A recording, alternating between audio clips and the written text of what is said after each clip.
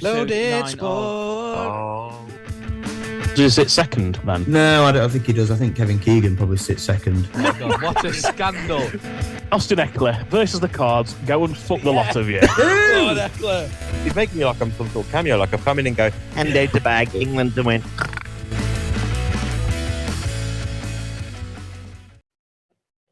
Hello and welcome to episode 48 of Loaded Sport. A little bit of a different format this week as we are not having a listener lock-in. It's a later recording due to activities that we've been up to that we'll be getting into shortly. So it's going to be a little bit of a shorter episode, but still as action-packed as ever, as there is plenty going on in the sporting world. Joining me tonight, as always, we've got three lads that I had the pleasure of sharing the evening with last night. And again, we'll get into our very shortly. But let's see how they're all doing and if anyone's feeling worse for wear. And first of all, we'll introduce Aggie. Aggie, how you doing, mate? Mate, I'm very good, thank you. As probably the only one that went out and didn't drink. So, no hangover for me. I'm all good. Yeah, well, I know a man that will very quickly shoot you down on that statement, and that is Kemp. Kemp, what have you got to say to that about him being the only one not to drink? What the fuck are you on about? Oh, sorry, did Kemp not drink either? The only one that fucking drove home. How can I have had a drink? What an absolute penis. Yeah, Good start, boys. Good start. All right, lads. All right, lads. Mr. Dawson, Mr. White. Oh dear. Mr. White, man with the mic, the pissed up man with the mic. Might not be pissed up last night, but you're pissed up now. Yeah, I'm good, thank you, boys. How are you? All good. All good, mate. All good, thank you. And last but not least, a man that will be more excited than all of us, I'm sure, to talk about last night's events. Sam, how are you doing? Oh, mate, I'm absolutely stupendous. Thank you very much for asking. As I say, we'll get into the reasons why shortly, but what a night of darts that was. Yes, absolutely. And Sam's giving you a little bit of a teaser there. The reason we're recording a day late, which means this episode should still be out on the usual Friday, but maybe a little bit later in the day. And you will have seen in the intro video as well. We were very lucky to have a night at the Premier League darts last night in Sheffield with the ladies. Unfortunately, other than Bland, but Kemp can get into that when he gives his story of the evening. A very good quality night of darts. Kemp, as someone that is sort of the experienced one of the group when it comes to going to darts events in the Premier League, especially. Where do you think the evening's action ranked in terms of what you've seen in previous years? I think it was the best, to be honest. I've been to three events previously. The first two were the old format of the Premier League, so you just got games and then like a league table, and then at the end of the year they go to the playoffs and stuff like that. And then I've been 2 years where it's been the tournament format, so quarter-final, semi-final, final. Final winner wins the night, gets points on the table, all that sort of thing. I've discussed, and me and Dawson have spoken about this before, in the sense that the new format is definitely better, especially when you're watching it live. You get that more sense of it. Oh, it's a final. You're building up to something rather than just games of darts. Oh, he won, brilliant, great stuff. We move on. So that format is much better to go and watch it anyway. So the last two times I've been were better than the two times before, if that makes sense. But I think the action this time was much better than it was last year when we went to go and see it, Dawson. I don't know if you'll agree. I feel like there were a lot more compelling fixtures, a lot more compelling games. And I think the matchups were pretty good as well. There were a couple of matchups in the quarterfinals where you felt a bit of a sleeper. But then when you got to the semis, I think there were some compelling matchups, and the final was fantastic. And I think it did help, and I'm not going to go into it too much detail, but it did help that we'd all got something to shout about when it comes to you, Sam, and your lucky streak and your hot streak with the darts last night. So yeah, out of the 4 occasions I've been to, I think it's the best one so far for me. But next year I have got my eyes on them tables, boys. I'm not going to lie to you. It's the one thing that I've not done at the darts. I want to get a minibus down. I want to get dressed up. I want to get them table seats, and I want to proper go for it next year. And let's see if we can make it happen. But yeah, it was really good, Dawson. What did you think? Yeah, I agree, mate. Very good. I'm not sure I agree on the tables purely for the cost of it. You're looking at about 350 quid for a table seat this year. So talking to a man that spent over 400 quid for UFC. Yeah, well, there you go, mate. There you go. Yeah, that's it. Can't just fight and get free tickets. Yeah, that's it. But yeah, really enjoyed it in terms of the quality against last year. I thought it was a much better evening of action. And like you said, some really good matchups. Price against Aspinall, Dobie Wright, which dropped in the middle but started hot and finished hot. Michael Smith against Van Gerwen, a repeat of the World Championship final. What more can you ask for? And some really, really good darts throughout the night. And there were a couple of times where we had that little slither of hope that we might get a 9-darter, but we never got the sort of the last 3 darts as an attempt at it. But Aggie, I believe your first evening at the darts, you've sort of been in and out as a fan. You've watched little bits here and there. You've backed Peter right to the hill in terms of our pre-tournament predictions. But what was your experience at the darts? Did you enjoy it, and do you think it's something that A, you'd recommend, and B, you could see yourself doing again? Yeah, 100%. Really enjoyed it. The only thing that I didn't enjoy was the height. I got adjusted to it. Got adjusted to it in the end, but when you maybe go to that bit that was like an overhang over the rest of the stands, it very much put me off. So I thought, no, I'm not going back down them steps again. I'll stay at the top bit. But no, really enjoyed it. In terms of darts, it's some of the best you're going to see all season, isn't it? Maybe it's a bit biased because we were there, but like you said, Smith against Van Gerwen, it's just one of them games that's always going to do it about. And I think I said to Sam on the night, you can see the difference in the quality between Smith and Van Gerwen and Wright and Dobie that had played just before then. It was how quick they were getting through the legs, how confident they were when blowing the darts as well. And of course, I'm going to back Peter Wright, as stupid as it may sound. But yeah, no, really enjoyed it for my first experience. Great night. Yeah, just because obviously I was in the utility suite, so I was right at the top of the building. And honestly, when we first all walked in, I have never seen a man go to pot as much as Aggie did in that moment. It kind of dawned on him whereabouts we were going to be in the arena. And he tried to hang his coat on the back of a chair, and his legs just weren't working. He was just trying to walk to the chair, and he ended up bow-legged, just limping to the chair, and managed to drape it on. And I was just, oh God, it were a sight to behold, to be fair to him. Yeah, definitely. And just to give a rundown of the results, I know I mentioned the quarterfinal lineups there, but 7 matches in total for the night. I'll not go through the scores, but just quickly the run through of who beat who in those 7 matches. So quarterfinals, Price beat Aspinall, Dobie beat Wright, Smith beat Van Gerwen, Clayton beat Van der Beer. That made the semi-finals Price versus Dobie, which Price came out on top, and Smith versus Clayton, which Smith won. And then Michael Smith became the second player to win 3 nights in a row this year, beating Gerwin Price 6-3 in the final. Now, a great night overall of action, as we already said, but a man that came out on top in terms of extra hype, extra enjoyment, and probably extra fun memories once it's all said and done is Sam, who correctly predicted all 7 outcomes throughout the night. We started each with a £20 rollover, so we put £20 on who we thought that won the first match, put the winnings on the second, and so on and so forth.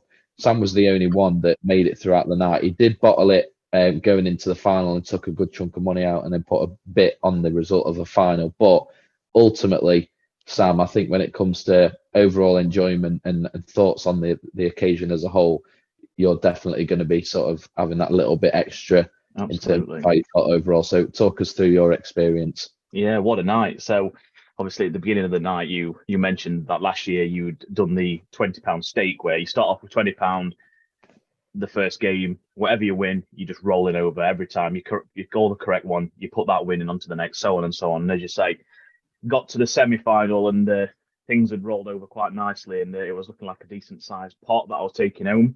And then when it felt like it was going to be Gerwin Price and Michael Smith in the final, I just thought the 2 quite evenly matched players here. I don't know if I can risk it. So yeah, I cashed out like 90% of it, and then I ended up just staking just £100 on the final, which obviously come in as well. Michael Smith come in on the final. He would have been he was the guy that I backed. So had I just kept my stake rolling, it would have been about an extra £300-400 I would have won on top. But yeah, I definitely wouldn't have enjoyed that final as much as I did do. So unreal night up in the utility suite. Shout out to utility, got to do it, haven't you? Because we wouldn't have none of us would have got there without a ticket. So yeah, what a night! I really enjoyed it. Absolutely, and hopefully again this time next year. But yeah, there might be a few conversations and arguments and back and forth with Kemp about where we sat if he's fancy. Listen, you boys, quite happily, I'll wave to you. Quite happily. You'll see me. I'll be in my fancy dress. You'll see me on the floor. I'll wave to you, my regal wave. Whether it's next year or not, at some point in my life, I do want to go on the tables because it does look like a fantastic experience. Dawson, you very briefly mentioned there before we do move on to more action. We did go, or the lads did go with partners. Yeah. It's unfortunate that my partner was unable to go. She's not very well. She's feeling better now, lads. So thank you for all your concerns on the night and today. It's much appreciated. But yes, she will definitely be coming next year as well to make up for lost time. That's it. You'll be in the hot dog costume and she'll be in the mustard costume. We'll show you that. Yeah, that's about right. Yeah. We'll get Eric mustard costume and then Sam can be my ketchup. Yeah, baby. I like it. Anyway, so that was the darts. We've been on about it every single week. We follow the World Championships. We follow the Premier League every week, reviewing and previewing. And we've mentioned every single week how much we were looking forward to it. But overall, fantastic night. Again, thank you to Utility who sorted us out with those sweet tickets. And yeah, overall, a really great experience. So yeah, top class night, lads. There. So thanks all for being a part of it. On to the football. Champions League week has come and gone for the first leg of the semi-finals. Manchester City going to the Bernabeu and getting a 1-1 draw against Real Madrid. AC Milan, Inter Milan playing technically a home and an away game, but both in the San Siro, with Inter Milan coming out 2-0 winners. We'll start with Tuesday's game, which was that Real Madrid versus Manchester City game. Sam, is it advantage City with them coming back to the Etihad and not having a losing deficit? I think it has to be, doesn't it? I think it has to be. Our amazed pre-game at the odds of City winning just on the night itself. I don't think there's ever been a team that's gone in on a Champions League semi-final and been favourites at the Bernabeu, but City were, which just shows how far they've come and where perhaps Madrid are in their time at the minute. But no, I do think it's advantage City now. They've managed to pull it back. City I thought they were very good for it on the night. But Madrid are always dangerous. Madrid didn't look particularly bad either. Every attack, they looked like they could have scored. And that Vinicius Junior, he's just an absolute class act on that left and cutting inside with a lovely finish. And then De Bruyne pulling it back with an absolutely outstanding. Was it like an half volley or something like that? He just drilled it into corner. It was really really good game of football. I enjoyed them both the games actually. Yeah, absolutely. And Kemp, the man that has been firmly in City's corner all season when it comes to league football, where do you sit now going into the second leg? 1-1 at the Etihad. We all know what Real Madrid's European football pedigree is. We all know how strong they are in the Champions League. We all know how unafraid they are to go to another team's stadium, another country, and get the result they need. For you, is it advantage City, or do you think Madrid's experience and success in recent years will still get them over the line? Yeah, again, as Sam just said, you've got to say it's advantage City. When you've got an away tie first, which I always believe is preferable, to go away first, try and nick a point, and then you've got that momentum going into the second leg, or even if you can nick a win, you've got real momentum going into the second leg. And the Bernabeu is a very, very tough place to play. I think it does diminish it a little bit with all the works that are going on at the minute. The fans are a little bit further back. It's a little bit less pressure. You feel like they're less sort of on you, and it's probably a little bit less daunting as well. But I think City played really well, went behind in the game, but didn't panic. Kept possession as they often do, and slowly but surely did break Real Madrid apart. I thought they were the better team. Real Madrid, as you just mentioned there, that they are capable of doing things in Europe that no other team are. I think at the Etihad, I think City will have just a little bit too much for them. And I honestly do think whoever wins this semi-final tie is a shoo-in to win the Champions League. I did what you mentioned there, the Milan derby in the other leg into winning. I think it was 2-0 in the end. they're nowhere near Real Madrid and City in terms of the standard. You know, they had a pretty favourable running on their side of the draw.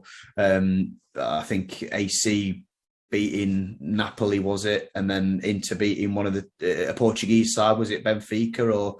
But yeah, I know that was the run in, and you did look at that side of the draw and think, yeah, they're going to struggle. Whoever comes to the final on that side of things. So I think whoever wins this game at the Etihad will win the Champions League. I do think it will be City that will win it. I think their possession-based football is going to be too much. The pitch is very big. It's going to take a lot for Real Madrid to do it. But as you say, Dawson, they've done it before. They're not afraid to go into your back garden and nick a win and potentially go on to win their 15th Champions League as well. So I can see City doing it. I think it's real advantage City after that first game, and hopefully for their sake and for English football's sakes as well, City can pick up a pretty decent win and get themselves to the final where they'll probably be playing Inter Milan, but we'll see. Just on that, on the back of you saying that, and we'll go to Aggie, obviously, so I'll get his views. With you saying it being English football, where's your opinion on that, Kent? Because I've got to admit, I'm not of that mind. It just from being English doesn't automatically mean I'm going to follow them in the Champions League. Especially, obviously, I've always had a bit of a shine for United anyway. Obviously, well, I grew up a United fan, so I certainly don't want City to go and win a treble this year. And if that means Madrid going through, then so be it. Obviously, United can beat them in the FA Cup final anyway. But like in terms of Liverpool, like I've never ever wanted Liverpool to win any kind of European game. Where's your thoughts on that? Yeah, I think maybe I've not communicated that properly. Maybe you've misunderstood. Not in the sense of I want City to win the Champions League. Not really that fussed about City winning the Champions League. Not really fussed who does win the Champions League. But I think if an English team wins the Champions League, don't matter who it is, whether I want them to win the Champions League or not, that's a good thing for English football. I wasn't saying it win. I was just saying, where's your opinion? That was my point. That was my point. Yeah, my point is that, and unless it's Sheffield United, I don't care. If Man United win it, my stepdad's a Man United fan. I grew up with a bit of a soft spot for Man United. I would like to see Manchester United win it with their history in Europe, but I'm not bothered. I honestly don't care whether City win it or not. I don't care. I'm completely, what's the word? Is it benevolent? I just don't care. But yeah, again, I think it would be good for English football if City did win it. And unfortunately for United fans, I think if they do win it, the chances are they probably win the treble. So we shall see. Yeah, absolutely. And moving on to Wednesday's game, we'll circle back round on second leg predictions shortly. But Wednesday, San Siro, AC Milan versus Inter Milan. Didn't you want to get Aggie's opinion? We've got Aggie to come, mate. Me and Aggie will be taking over shortly. And, is this mine and Kempy's bit? Oh, this is Joe and Kempy's bit, yes, mate. And so AC Milan, Inter Milan, two historic teams in Italian and European football, battling for a spot back in the Champions League final that they have both been to before many times. Inter Milan, two very early goals inside the first 11 minutes from Edin Dzeko and Mkhitaryan. They've got a big advantage now. They're not travelling anywhere. They're not going anywhere. It's still the same outfit next week when they meet in the second leg. But is that game over? And is it Inter Milan with pretty much both feet in the final, waiting for the winner of City and Madrid? I don't think it's game over. I think there was AC was let off massively with a VAR decision. If that penalty is given, it is game over if they score it, because the referee had awarded the penalty on the night.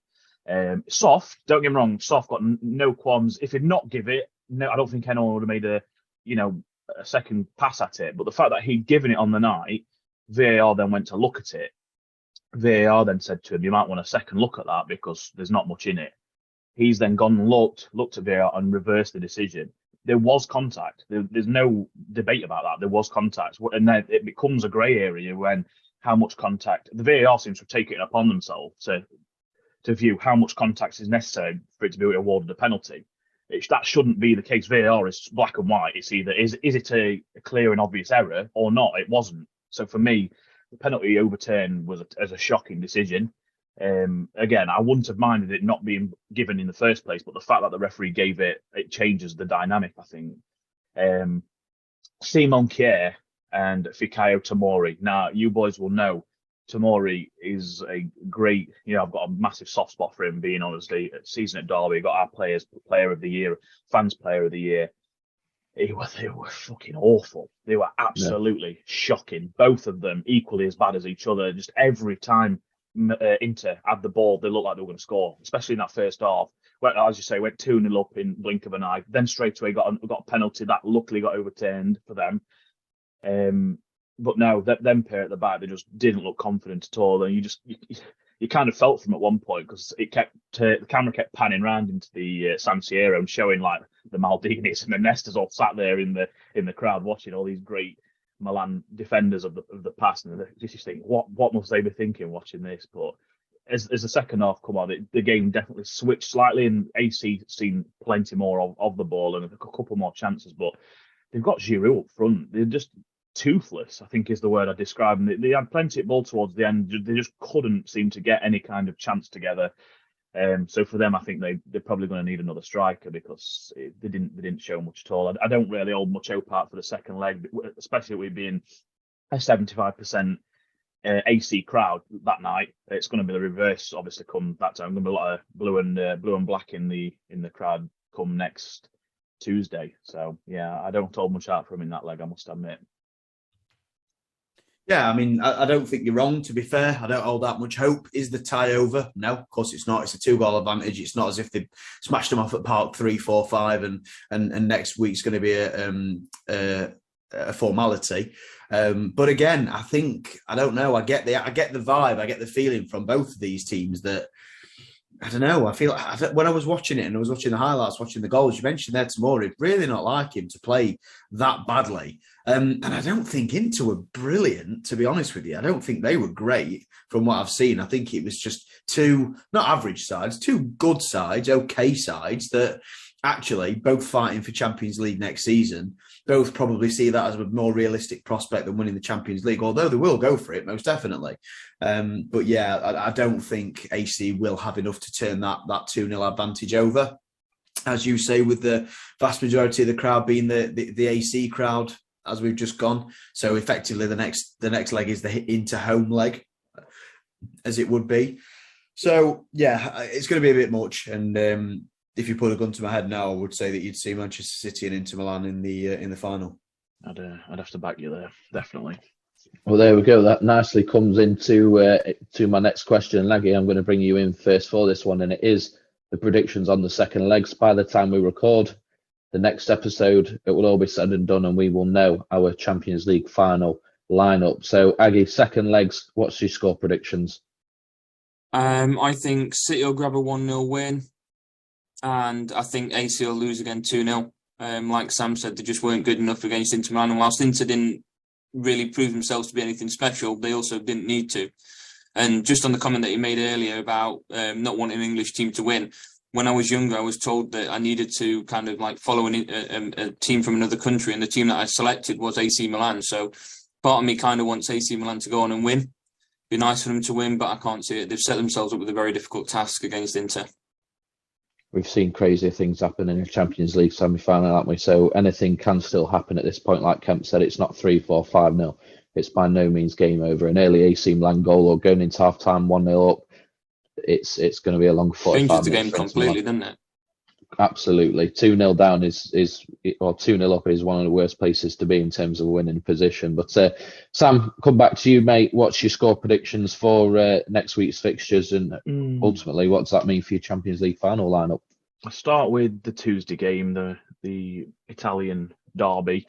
I think that will be 1-1. I think it'll be a lot more of a cagey affair, as you say, 2-0 Inter. It's a difficult one. I think AC Milan are probably going to come out of the traps a bit quicker this time out. There's question marks whether go on, Portuguese lad, young lad, is it Leao?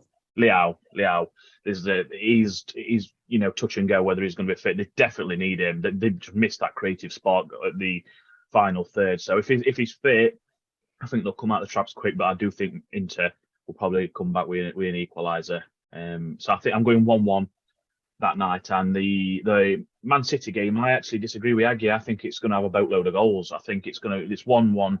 Both teams, I think, are just going to be, I think it's going to be like an old school heavyweight boxing match, just two great footballing teams going at it. And I'm going to say 4-3 City. Ooh. 4-3 City. I think Wow. it's going to be one of them all-time great Champions League nights. Interesting. I'll quickly chime in with mine. I think Inter Milan win 2-1 on the night, giving them a 4-1 aggregate win. And I'm going to take Madrid going to the Etihad and getting a 2-1 win. Late Ginev. winner. Yeah, Ginev, late winner from someone in that Madrid team to take them through 3-2 on aggregate, giving us an Inter Milan versus Real Madrid final. Kempi, do you agree with that, or are you going somewhere different with yours? Nah, I don't agree with that, unfortunately. I agree with the Inter Milan side of things. I feel like Inter Milan, like I just said, will be in the final. I think they will win on Tuesday 2-1. I think they will get an early goal. I think AC will equalise, and then they'll be piling the pressure on, and Inter will counter down the other end and get that 2-1 victory to seal their place in the Champions League final in 2023. For me, I'm sort of stuck between the middle of Sam and Adam's opinions, where Adam thinks it's going to be a lot more cagey, Sam thinks it's going to be a goal fest.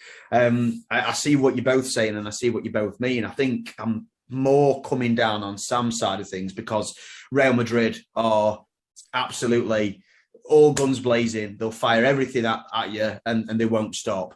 But Man City are cute. They're very, very good on the ball. They don't panic. The amount of times I've seen Akanji and Ruben Diaz and players like that getting themselves into a position where I'm like, bloody hell, how are they going to get out of that? And they always manage to do it. It freaks me out. They're so good, and they're so composed for defenders on the ball.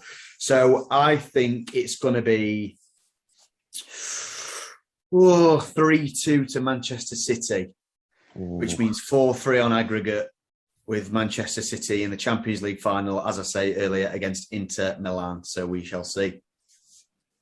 Well, if pretty much any of those predictions come in, it should be an entertaining second leg across the board. So we will find out, and we will review it in detail this time next week. But on to this weekend's action. Let's not get too ahead of ourselves. That is next week. And the main event of the weekend, certainly within the Loaded Sport universe, is the National League playoff final, set to be played at Wembley Saturday afternoon, 3:30 p.m. kickoff. Notts County, the team that pushed Wrexham all the way this season while they got all the attention and all the hype, take on Chesterfield. And as you will notice by the background, and I've not missed it, Aggie, but the scarf he is wearing, there is someone that more than the rest of us is as nervous, excited, and really can't wait, because as good as Notts County have been this season, and as much as they probably deserve to win and go up, this is probably Chesterfield's biggest tie for many a year. So, Aggie, I'll let you lead away. Talk us through your thoughts. How are you feeling as a fan? What do you think as a pundit? Try to be as unbiased as you possibly can. And how do you think the matchup looks for Saturday afternoon? First of all, yeah, it's been about 6 years since we had a game this big and we fell out of the Football League. It's been many different attempts, many different approaches to try and get ourselves back in there. Plenty of credit goes to Notts County. I've got absolutely nothing against them for doing what they've done this season. I don't think anywhere else in any division ever a team has got 107 points across a season and finished in second place. So I dare say that based upon that, they probably do deserve to go up. But as I've already said plenty of times, if we play like we've played against numerous teams this season, we play to our best, we can beat any team in this division. And we are good enough to beat Notts County on our day. It's just whether we can turn up at Wembley as that set of players. You've seen us against Wrexham, against Maidstone in the second half. But like I pointed out against Maidstone, it was the second half that we went and got 4 goals. And yeah, Sam can say what he wants about the fact that it was bottom of the league. By half time, against a side like... You've not let that one go, have you? I haven't, mate. No, not at all. Because it was the point I was trying to make was 4 goals in the second half, regardless of who you're playing up against, is still a great achievement. And the problem with Notts County is if we play like we did in the first half of that game, Notts County will already be 1 or 2 goals to the good, and the challenge is much more of a task. Yes, Cam. Just got a quick question just on the back of what you just said there. So 4 goals in the second half, no matter who you're playing, is an achievement, yeah? I'd say so, yeah. Okay. Real Madrid play against Homewood Miners Welfare, get 4 goals in the second half. Is that a massive achievement? They've scored 4 goals in 45 minutes. I'd say that's an achievement, yeah. Mate, fucking have a word. You are a twat, Adam. You are. No, a I'm twat. obviously talking differently, aren't I? Real Madrid against a Sunday League team is completely different to Chesterfield against a side in their division. Let's be real all I about was saying, it. mate, Not obviously, what you said, though, is it? you're taking No, my but- context without content without context here. You've obviously these don't know what you're talking about. So all I was saying was that you was buzzing after they beat Maidenhead Maidstone, or mate, Maidstone. I Maidstone, was gonna. yeah. I was getting too mixed That's up. on purpose, that is on purpose, by the way, from Sam there. He knows what he's doing. He knows what he's doing. Yeah, and he were buzzing that they'd stuck 4 in the second half. I just said, well done. He's 13 in reference to the great Michael Owen soccer school when was it Neville Southall? Neville Southall, Yeah. He's in there and he's absolutely buzzing that he's just smashed fucking 12 yards out against a 13-year-old. That's No, all it was, Aggie. Don't take it personal. My mate. It point was just a little more quip. of the second half, obviously. It was When still did a great this happen? In second half fucking performance. November of last year? And he just held on to it since? No, it was No, mate, about 3-4 3 weeks ago. But yeah, either way, but if we go up against Notts County and we perform like that in the first half, they're already going to be 3 goals to the good, and it's going to be difficult for us. But with players like Paul Clough and Dallas that we've signed now to kind of steady the ship a little bit, we've started to create more chances. And like you say, Skin, any given Sunday, anything can really happen, and it's across 90 minutes, potentially 120. I hope it doesn't go that far because I don't think my heart could manage it this time around. I've got a question for then, Aggie, in regards to this one. Mhm. So, are you happy for this fixture to be played at a Wembley, a potentially half-empty Wembley? I don't think either of you are going to sell it out, let's be fair. Well, last reports, which were, to be fair, around 48 hours ago, and again, these are just reports and apparently, but Notts County at around 20,000 sold and Chesterfield at around 10,000 sold, That's and shit. there's been a lot. You've got this train strikes on the day, which obviously hinders things, especially when you've got thousands upon thousands of fans coming from the same place. A lot of complaints and coverage around travel prices. A lot of reports that coach companies or whoever are taking Chesterfield fans are charging almost double of what Notts County fans have had to pay. Wow. So, yeah, that's just to give you some context as to what those Well, numbers it all are. just fits into the agenda I was saying, to be fair. It all backs it up. So, would you not think it'd be a better idea to... We've obviously discussed this with FA Cup semi-finals and things like that. Have it at a north... Obviously, it's 2 northern teams. Chesterfield, no, they're pretty northern, and Notts County, pretty much the same. Would it not make sense to have it at an Anfield, a 50,000-seater Anfield, where you're going to be closer to capacity rather than 2 teams travelling, like you just say, in amongst train strikes and all that, going down to more than half-empty Wembley by the sounds of it, and it's just, you're not going to get that same atmosphere. True, you are going to get this is to Aggie, I'm going straight to Aggie with this one. You are going to get, obviously, it's a big day out, it is Wembley, I get that, you're a non-league team, you're going to get your day out at Wembley, so that's obviously something. But would you not think it would make sense to go down that path and go at a slightly lesser stadium, but an Anfield, somewhere like that, which is equally as prestigious, and you're going to fill it out a bit more? What do you reckon? Yeah, no, go on. Hold on, I want to go straight to Aggie. Go on then. Go Aggie then. Go on. To answer your question, yeah, I absolutely agree. I think something much more northern is appropriate for the 2 sides to go to, but I think this was announced before we found out who was even in the playoffs, and the potential of Wrexham playing at Wembley was what they were kind of looking for. Okay. And I'm going to stand by that because it's still been announced that Ryan Reynolds and Rob McElhenney are going to support Notts County, which is bizarre in itself, at Wembley tomorrow. But yeah, I think maybe an Old Trafford and Anfield would work and be much more suited. It's like last year I think it was at Olympic Stadium for West Ham playing down south, but all the teams were northern. It made absolutely no sense. So maybe find out some of the sides that are in the playoffs before making the decision of where the game's going to be played. But I guess with the Premier League still going on, it's made it a bit tougher to just make it possible. But yeah, the travel is going to be an absolute nightmare. Like Skin said, it's costing £100 per person just to go down to the game and watch it. So I guess those prices do kind of cut people out at that sort of thing. The latest figures I heard was we're on 13,000 going, Notts County are on 22,000. And I think it's just going to be a case of, it's like, obviously with Wembley, you've got the top tier and you've got the bottom tier. And I think in terms of atmosphere, you're going to still have everybody together around the bottom tier, aren't you, together? So you're still going to have that sort of atmosphere. It's not going to be a sellout, of course, but it was never going to be a sellout at Wembley, was it, between Notts County and Chesterfield? Let's be fair. I think the atmosphere will still be great, and hopefully we'll do a job and we'll be back in the Football League. But if I'm being completely honest, I'm setting myself in my head that it's going to be an uphill challenge. I'm not expecting us to go there and win because it'll feel a lot more sweeter when we walk out with a win. So I'm going to piggyback on your question there, Sam, if you don't mind. Yeah, and I'm going to respond to that in saying that the problem you've got with that is that it's not the same as the Panorama North, the Conference North, or the Conference South. So you've got to book a venue for that type of game, maybe even a year in advance. So the problem with that is that if you have got a team like, let's say, for example, Dover, and I don't know if they're still in the National League or whatever, but if you've got Dover playing against Blythe Spartans or something like that, the problem you've got is that if you do book a northern stadium, you're expecting Dover to come that far, and vice versa with Blythe Spartans if you book in Wembley, which is where it is at the moment. So me personally, I think a really good compromise for something like this is Villa Park. I think Villa Park could be absolutely perfect because it's bang in the middle of the country, 43,000 capacity. Let's be honest, there's not going to be any National League teams going forward that's going to bring more than 20,000, really, is there? Let's be honest. No, I wouldn't have thought so. You put yourself there in a position where you're covering all bases, but I honestly do think that booking Wembley for this type of game, and it's the same sort of thing with the FA Cup semi-finals, in my opinion, where it's a game that just doesn't need to be played at Wembley. No. It puts fans at a disadvantage. I mean, even Sheffield United, when we played in the FA Cup semi-final, we got loads of spare seats. There's loads of tickets we didn't sell because it's a long, long way to go. It's a lot of money. And it's ultimately a game where we were never going to win it, let's be honest. And Chesterfield are I would say big underdogs for this particular game.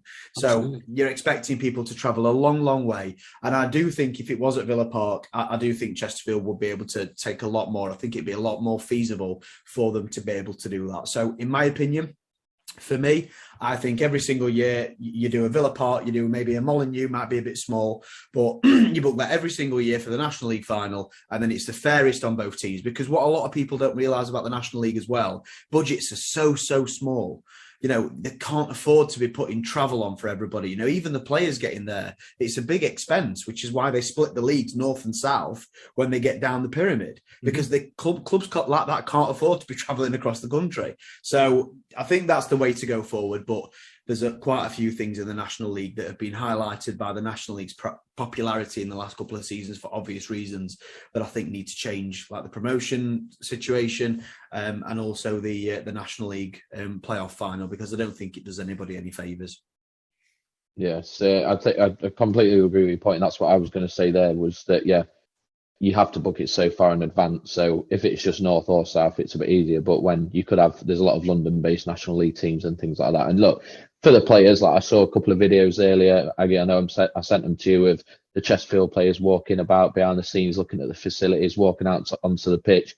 For them and for that moment, that's pretty much the pinnacle as a player, isn't it? Being able to get that opportunity. Not sure about Liverpool this year, purely because Eurovision's tomorrow night as well, and that's in Liverpool, so it might be a bit hectic. But no, it does need to be looked at. But I can imagine for the players and the staff, it's that potentially once in a career and a once in a lifetime opportunity to do that. But in terms of, I'll just give my 2 pence on the actual sort of the game itself. I think playing at Wembley does give Chesterfield a little bit of an advantage. We all know the quality of Notts County. They've had all the press, Macaulay Langstaff, all that kind of stuff. We've spoken about enough as much as the rest of the country. But I actually think, and I mentioned this briefly too in our F1 chat the other day, Aggie, that I do think playing at Wembley gives Chesterfield an advantage in the fact of how they play and how they set up.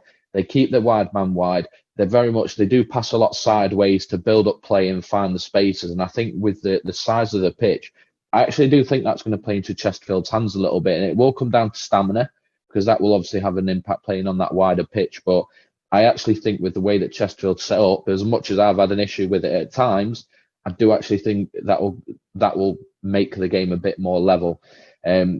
Overall, Notts County probably have the better, or I say probably, definitely have the better overall quality of player. And I think with Chesterfield, if they can limit mistakes, which they have done in the past, they've made keeper errors, they've had communication errors, they've had chances where they've not taken them. If they can limit those mistakes across that 90 minutes, and they can play the way they play and use the space to their advantage, I genuinely think they've got a real shot. Notts County had to go right up till the end of extra time to get past Boreham Wood. They were 2-0 down at half time, and that's the quality. A lot of teams would have crumbled under that pressure, but they came back, they equalised late on, they scored late on in extra time. Chesterfield made hard work of it against 10 men Bromley. I was there, and they should have put that game to bed a lot earlier than what they did. But I do think it's going to be a little bit cagey. I don't think there's going to be a lot of goals. And I know you said you don't want it, Aggie, but if I'm making a prediction, but we'll get into soon, little teaser, I can see it going past that 90 minutes. But let's get into predictions. And Adam, I will save you till the end. But Sam, let's start with you. Notts County, Chesterfield, National League, for a place for one of those teams to be back in League Full Football, which I think a lot of people will agree is where they belong. What's your prediction? I am going to do Chesterfield a favour here, and I am going to back Notts County. I do, and that's me being genuine. It's not me trying to, swindle out there, but I do fancy Notts County in this one. I think Langstaff's probably going to back as well. It's a Load of Sport favourite. Just a bit too much. And you know what? I mean, Aggie's not going to like it, but they have deserved it. It's a travesty that someone at 107, is it? I've agreed, mate. No, I agree with you. Yeah, it's a travesty someone finish on that amount of points and don't go up. It's something that you probably will never see again, to be honest. Especially, is the new format coming next year where 2 go up? They've not even agreed on it yet. Mate. Oh, it's not official? No, because League Two have to agree as well that 3 of their teams will go down, and that will probably be the hardest thing to. Can we just very, very quickly segue, just really quickly on this, because it really fucking pisses me off. Why is there 4 teams relegated from League One and 2 teams relegated from League Two? Doesn't make sense, does it? Which then fucks up the National League. I don't understand it. Why you not just have 3 up and 3 down from every single division? It makes perfect sense. I don't get it. And if anybody's listening who understands that and why they do that, please let us know on the Facebook community forum, on the Loaded Sport community forum, because I would genuinely like to know. Because I'll give you my 2 pence on it and my theory. I think they've done it on purpose to create a bottleneck in quality. I think that's the exact reason. I think it's a financial thing. I think it serves a purpose to put them teams that aren't doing financially well, to put them down. Get the teams that have got a backing, that have got fans, that have got money. They're going to ones that are going to float to the top. As I say, cream. But look at this year, though. You have Wrexham finishing first, Notts County finished the second, and let's say Chesterfield finished third. They are 3 not big historical football clubs, but 3 decently sized historical football clubs. And you can, and they've all played at League One level or above in their history. So I get that it's not going to be like that every year. I understand that, but for me, it's ridiculous that. Not even the National League at this point, that 4 come down from League One, but only 2 go down from League Two. Yeah. I don't understand it. And like I say, very quick segue, sorry for interrupting, but if anybody does know on Twitter, Instagram, Facebook, if anybody does know why that is the case, please let us know, because I would genuinely be interested, because it fucks up the entire pyramid for me. Give us your score, Sam. 3-1 County. Interesting. We'll see. But Kemp. Yeah, and as much as I give Chesterfield stick, and that's mainly for Adam's purposes, to be fair, to wind him up a little bit, I have obviously got an affinity for the club. I live in Chesterfield. I've been town, mate. Yeah, all right then. I've been to see the Spyrites quite a few times in my life, and I always like Chesterfield to do well, and I think it boosts the town if Chesterfield are doing well. I remember when they were in the League One playoffs a few years back, and the town had a really good buzz to it because of that. So I am going to go with heart over head. I do probably in my most logical brain thinks Notts County are probably going to win it, but I'm not going to predict that, and I'm going to say Chesterfield 3-1.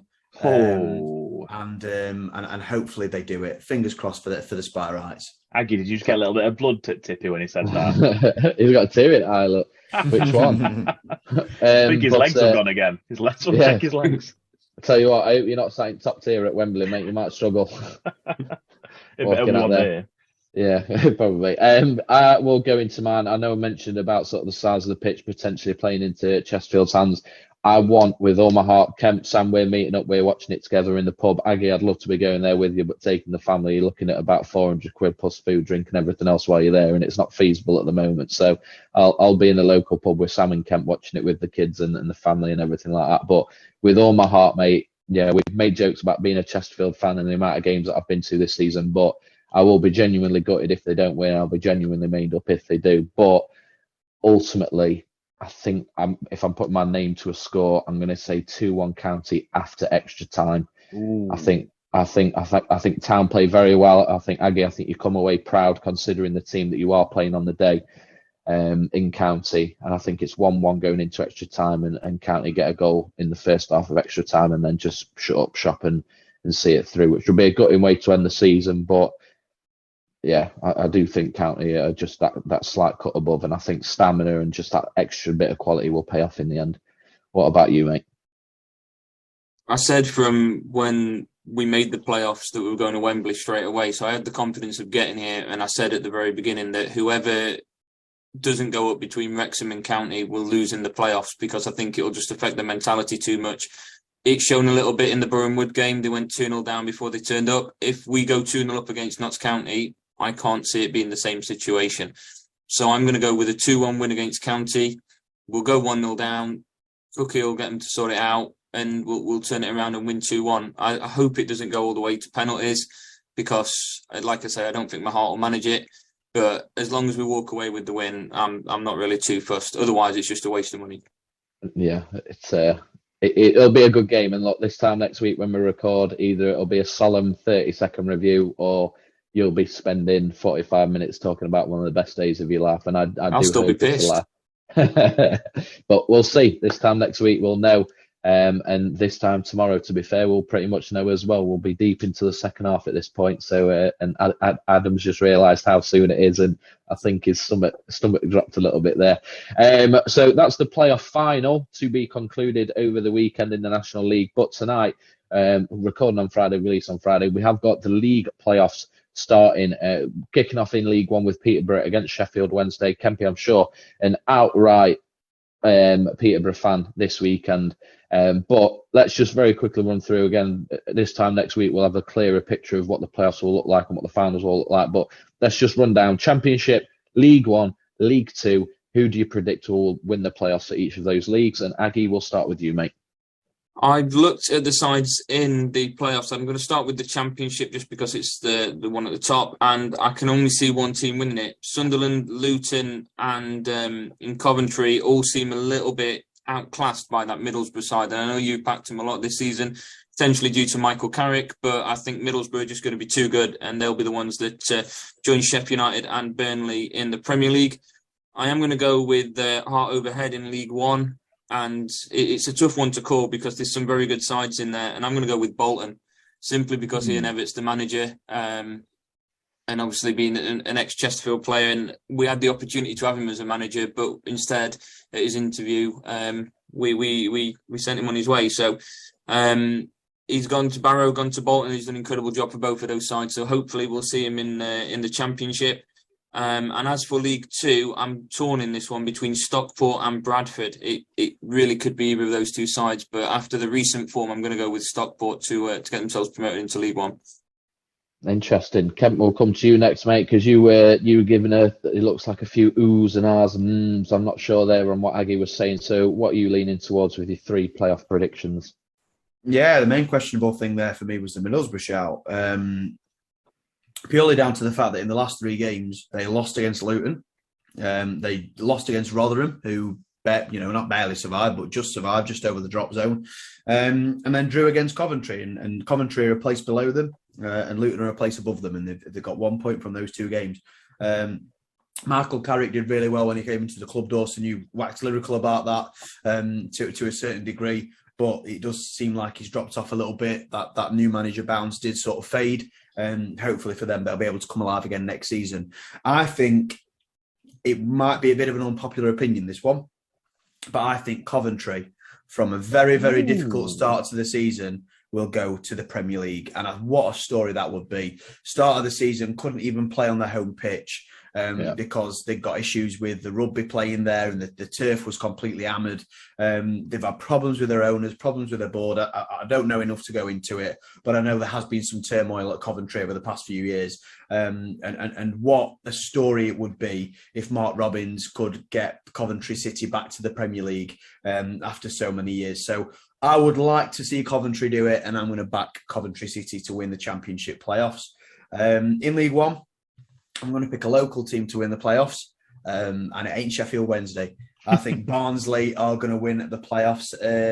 They've got Ian Everts-Bolton in the semi-final, as Adam's just mentioned, and I do think if Barnsley do get through to the final, I think they will win it. They've been on patchy form, probably to say the least, in the last few games, which is not usually a theory that I would use when picking a playoff team, but I've seen a bit of Barnsley this season to know that when they need to dig in and play some decent football, they will do. So I'm going to back Barnsley to win the League One playoffs against my better judgment.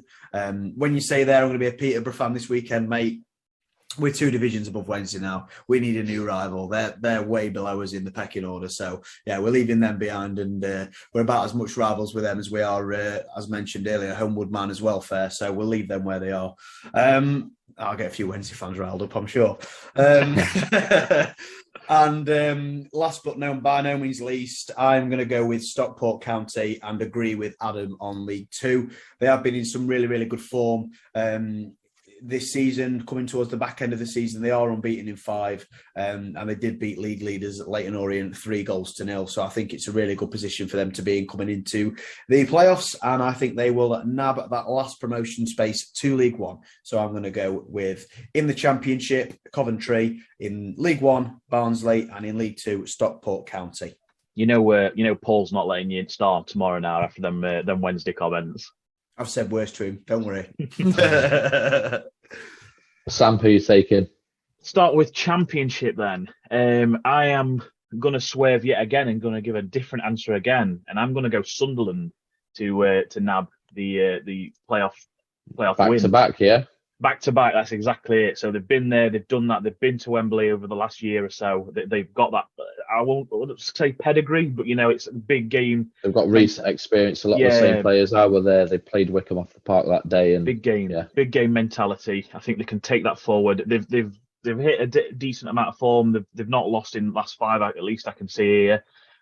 So I will definitely back them to get into the final at least, and I think they might just sneak it. And by the way, what a final Sunderland Borough could be. That's a bit tasty for the. What a story Sunderland would be. I just mentioned there Coventry. What a story that would be. What a story Sunderland would be. A few years ago, really in turmoil, massive stadium, playing in League One, fans disillusioned, and then a couple of years later in the Premier League. That would be unbelievable.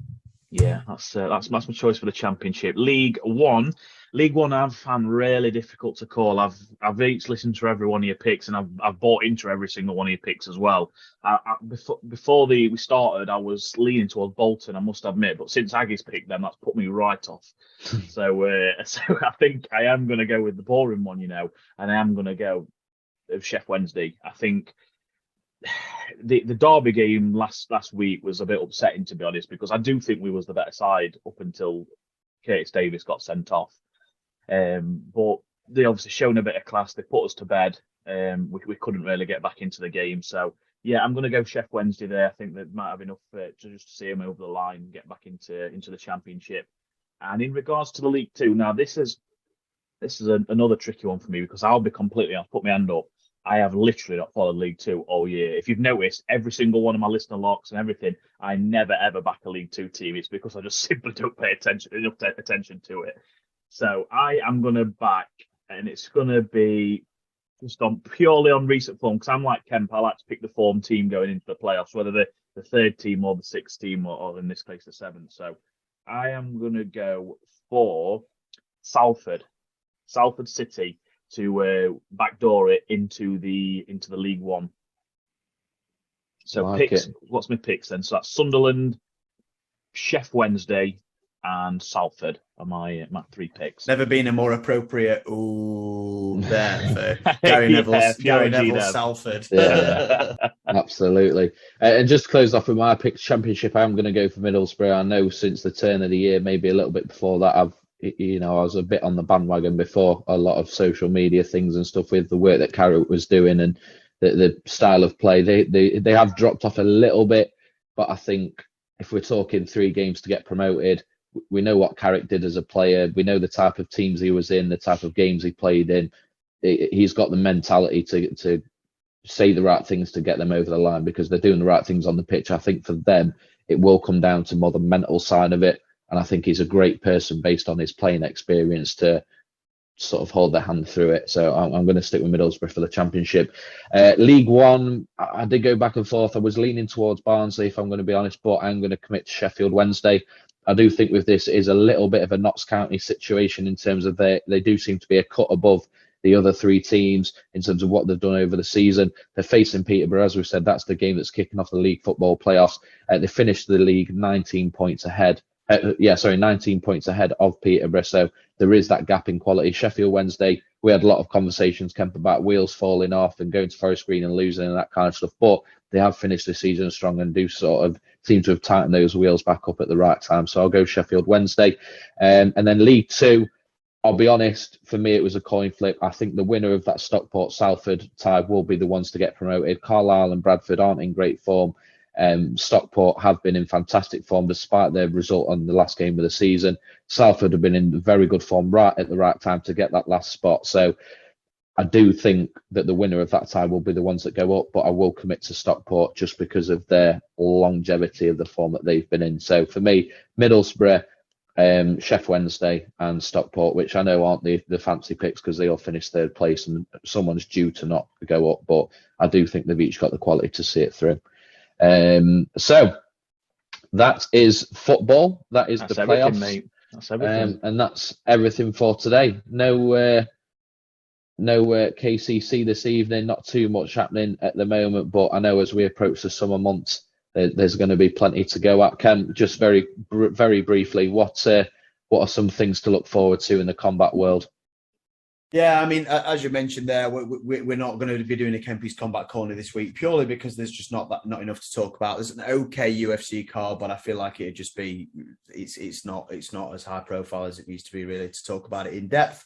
So we have got a YouTube boxing event this weekend, KSI Joe Fournier, which is always an interesting watch, to say the least, but not worth talking about in that respect. Some decent UFC events coming up in the next few weeks. It is a little bit quiet. We've got Amanda Nunes versus Irene Aldana, which again is not the best. But then we have got UFC 290 at International Fight Week. It's not till July. It is July the 8th, so it is quite a way away. And it's Volkanovski versus Yair Rodriguez for the undisputed featherweight championship of the world. Moreno, Pantoja, Whitaker, Duplessis, Bo Nichols fighting is in that card as well, and Robbie Lawler is going to be fighting on that card as well. So it's going to be a good one, but it is quite a while away until the next decent UFC card. In terms of boxing, as we've discussed, it's an absolute mess at the moment. There's no heavyweights fighting. There's not really that much to talk about, and yeah, it's not really worth anybody's time at the minute. Boxing, it's a little bit of a pathetic damp squib. So Kempy's Combat Corner will return as the big fights do, and we'll be all over it here on Loaded Sport. Well, I'll tell you what, lads, this time next week when we come back to our usual format, we'll have the listener lock-in back. We'll know what our Champions League final lineup will be. The league, in all positions up and down the leagues, will know who's looking like they're going to be in playoff finals. The Premier League relegation battle, that'll look even clearer. There's so much that's going to happen in these next 7 days, but I think ultimately the big news and the big headline going into next week will be whether or not Chesterfield are a league club once again. Aggie, good luck tomorrow, mate. Try not to be too nervous. Enjoy the day, enjoy the occasion, and I really hope we're opening next week talking about your experience tomorrow. Thank you. Anything you want to say to the players? A message of hope, a message of a message of inspiration that you want to give them, just in case they happen to come across it. You've got to wrong man there. Yeah, I'm not much of an inspirational speaker, am I, mate? To be fair, some of the messages he's been putting in our F1 chat this week, I know he's got it in him. Yeah, I haven't got the delivery for it. You can say what I've posted if you'd like, but I want it in like a William Shatner sort of voice. So, Kemp, you're probably the best at impressions, dare I say? William Shatner. Yeah, you're not gonna get William that one, Shatner. Mate. No. I'm not sure about William Shatner being an inspirational oversight. But Dawson, I'll let you take that one away. Sam, I've just sent you a message, mate. Read it in your best movie trailer. In your best movie trailer, show stealing, big moment voice to close us off. Fucking hell, it's a long one. I don't even know if I can read that. Here's a thing that makes life so interesting. The theory of evolution claims only the strong shall survive. Maybe so. Maybe so. But the theory of competition claims just because they're the strong doesn't mean they can't get their asses kicked. See what every long shot, come from behind underdog will tell you this. The other guy may in fact be the favourite. The odds may be stacked against you. Fair enough. But what the odds don't know is this isn't a maths test. This is a completely different kind of test. One where passion has a funny way of trumping logic. So before you step up to the starting line, before the whistle blows and the clock starts ticking, just remember, out here, the odds don't always add up. No matter what the stats may say, and the experts may think, and the commentators may have predicted, when the race is on, all bets are off. Don't be surprised if someone decides to flip the script and take a pass on yelling uncle. And then, suddenly, as the old saying goes, we've got ourselves a game! Wow, Adam Marsden is the author of that. That's fantastic. Good that, Aggie. Good That's that. unbelievable. And Sam, unbelievable delivery, by the way. And it's a good job that I put myself on mute when you said fair enough. Otherwise, because that fucking killed me. So, well done, Adam, and well done, Sam. Great delivery. And up the spy rights. Come on, let's have you. All town, aren't we? Lads, I'll see you tomorrow in the pub for it. Adam, have the best fucking day, mate. That's episode 48 in the books, and hopefully, again, we open episode 49 with the story of how Chesterfield are back in the Football League.